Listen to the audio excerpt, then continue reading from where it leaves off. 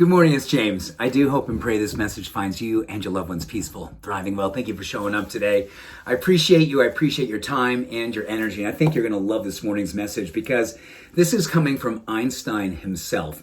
And I'm a huge fan of the eccentricity, the genius, the otherworldly vision that Einstein carried his entire life since he was a little boy.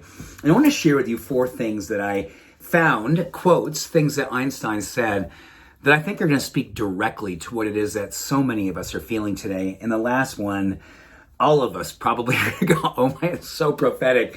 And he wrote that, 70 some odd years ago. And you're going to go, wow, he truly was a visionary. So number 1, I just love you can just kind of maybe close your eyes and just take in this wisdom because it's so good, it's so pertinent, and it's like a mentoring opportunity. I read these and I just felt like, oh, here's an opportunity to lean into the wisdom and really, really allow this energy to envelop me and carry me into this day.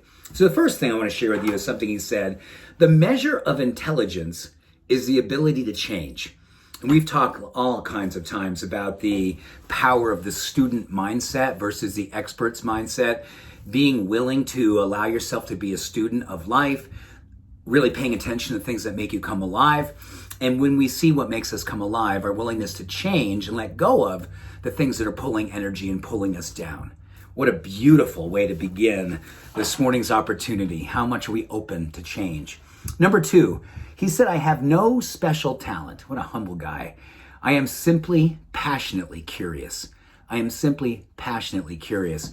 Great study out of Princeton a number of years ago talked about how if you were to look at how some of the most advanced companies, the most forward-thinking companies, the ones who are really changing the world right now, when they are looking to bring on new people into their community, they really focus on curiosity as one of the number 1 drivers, whether or not they believe you're a good hire, someone they want on your team. They believe curiosity is one of the most important things. Our willingness to be, again, a student, our wanting to ask questions, our wanting to learn, our wanting to see how we can use what's coming towards us and use it to elevate us to see what we can bring back to the world.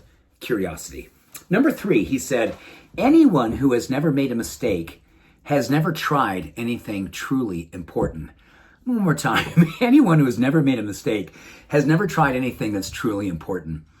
Oh my goodness. In a time where perfectionism and wondering how we look and whether or not we can do all these things and do it in such a way that we always do it right, according to Einstein and according to a lot of research on perfectionism, our willingness to actually push ourselves. In fact, Pixar, when it was doing the movie WALL-E, the animated movie WALL-E, they do these things where they do storyboards and storyboard after storyboard. Well, guess how many storyboards Pixar did with WALL-E till they found, okay, this is the one we're going to go with to build WALL-E from.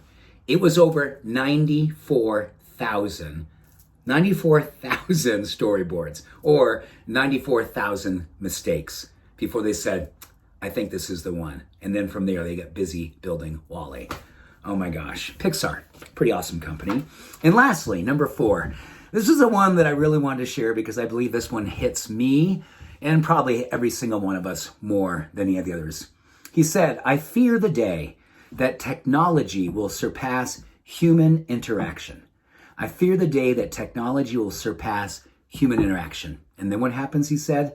The world will have a generation and many generations to come of idiots.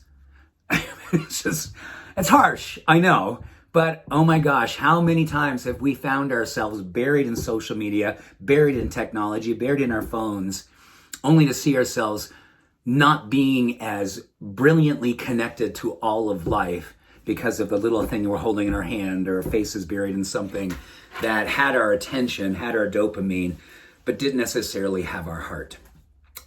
What an opportunity to take Einstein's wisdom, piece it into your world, weave it into the power of what it is that you would love to take from this experience today and go out in the world and see whether or not you are open and willing to be a student, to ask questions, to be curious, and to make sure human interaction is the fulcrum of everything that you do.